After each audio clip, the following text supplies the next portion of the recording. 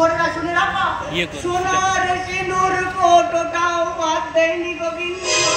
বলিস কি রে হরি, গধূলি লগ্নে সিঁদুর চুরি, এ তো অলক্ষণ, ঘোর অলক্ষণ। অলক্ষণ বলে অলক্ষণ, ঘোর অলক্ষণ। পালাচ্ছে গিন্নি, কপাল চাপড়াচ্ছে আর কাঁদছে। সে কি রে, রাতও তো তেমন হয়নি, বাড়ির আশেপাশে লোকজনও তো ছিল, চোরটাকে ধরতে পারলো না? বাবা দেখতে পেলে করবে, সারাদিন তো সারা চোর বেটা পগার পা। যাই বলিস হরি, এই নিশিগঞ্জে কিন্তু কোনোদিন চুরি ডাকাতি ছিল না। এই বিজ্ঞানের জ্ঞানে মানুষগুলো আলোকিত না হলে কি হবে গিন্নিমা? এই বিজ্ঞান যুগটাকেই পাল্টে দিয়েছে গিন্নিমা। সে যুগে বাতাসানো কুলদানার বদলে ক্যাডবেরি চকলেট দিয়ে ঠাকুর পুজো হয়। সন্ধ্যা রাতের সময় ঠাকুর মন্দিরে বৈদ্যুতিক কাঠর ঘন্টা বাজে। সেই যুগে চুরি ডাকাতি হবে না তো শ্রীরামকৃষ্ণদেব মা শারদাকে মাতৃ কেনে পুজো করবে। তাজা বলেছিস হরি। আজকে সর্বনাশে কাণ্ড, ওই নন্দুদা বাড়িতে চোর পড়েছিল তো, কিন্তু পুরো মাসি খবর। খবরটা আমাদের অনেক আগেই জানা হয়ে গেছে। তোর কি ব্যাপার বলতো, এত দেরি করে কলেজ থেকে ফিরলি যে?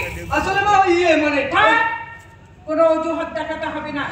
আজকাল দেখছি প্রায় তুই দেরি করে বাড়ি ফিরছিস। যত দিন যাচ্ছে তত যেন তোর কলেজ থেকে ফিরতে লেট হচ্ছে।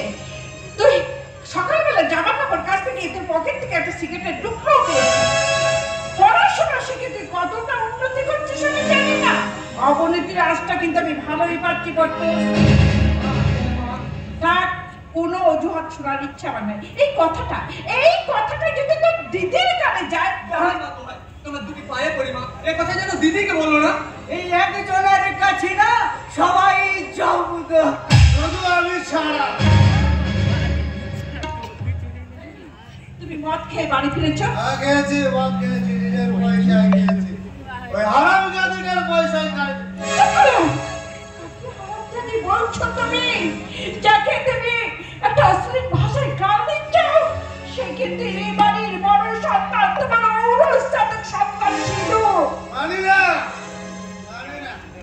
ওর মুখ দেখলে আমার ঘৃণা হয়। ঘৃণা হয়? হ্যাঁ ঘৃণা, ঘৃণা। অথচ তোমার যখন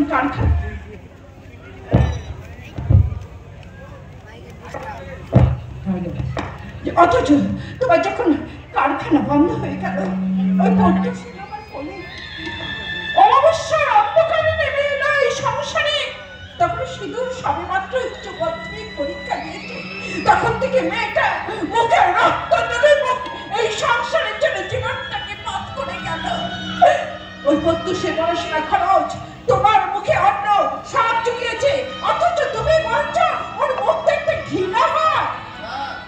ওর মুখ দেখতে আবার ঘৃণা হয়। আচ্ছা শুনো, তোমার ওই শত মেয়েটার উপর দরদ দেখছে একেবারে উতলে উঠেছে। কেন উঠবে না বলতে পারো? তোমার মতো অসৎ স্বামীর চেয়ে আমার কাছে সব মেয়েটা